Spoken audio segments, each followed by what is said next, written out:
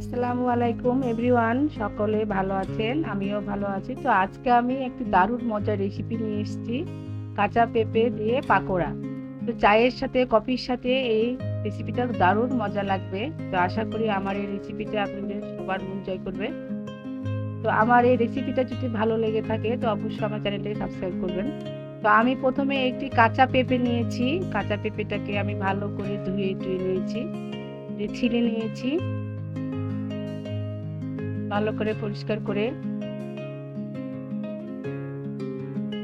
তো এখন আমি কাঁচা পেঁপেটাকে প্রথমে একটি পাত্রের উপর রেখে গ্রেটার মেশিনের সাহায্যে ছোট ছোট চিকন চিকন যেটা ছিদ্র আছে সেই ছিদ্র দিয়ে আমি এখন পেঁপেটাকে গ্রেটার করে নিব। আপনাদের বাসায় যদি গ্রেটার মেশিন না থাকে তো বটির সাহায্যে চিকন চিকন করে কেটে নিতে পারেন। তো গ্রেটার করা হয়ে গেছে। তো পেঁপেতে যে অতিরিক্ত পানি থাকে সেটা আমি এখন হাত দিয়ে চিপে নিয়েছি, চিপে ফেলে দিয়েছি। দিয়ে আমি একটা নর্মাল টেম্পারেচারে থাকা ডিম নিব। তো ডিমটা আমি ভেঙে নিয়েছি পেঁপের ভিতরে। তাতে দিয়ে দিলাম 1 চামচ লবণ আর হাফ কাপ বেসন,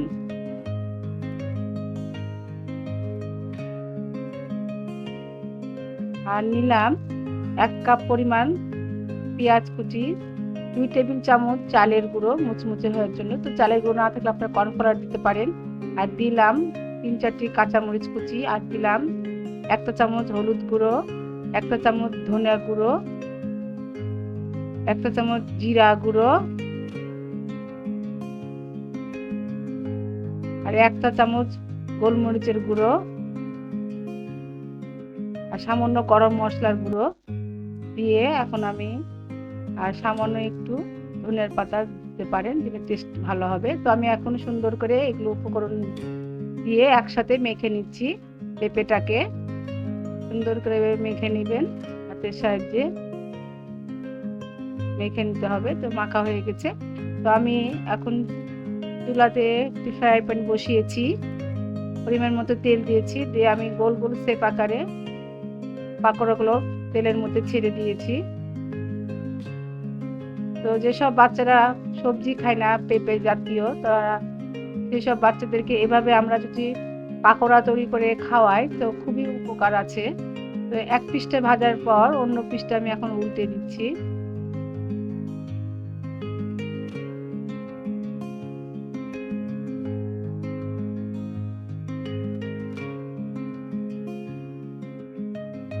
তো সুন্দর, তো আমার মুচমুচে করে লাল লাল করে ভাজা হয়ে গেছে। তো আমি এখন তেল থেকে উঠিয়ে নিচ্ছি, একটু টিস্যু পেপারের ওপর রেখে দিচ্ছি যেন অতিরিক্ত তেলটা চুষে নেয় টিস্যু পেপারে।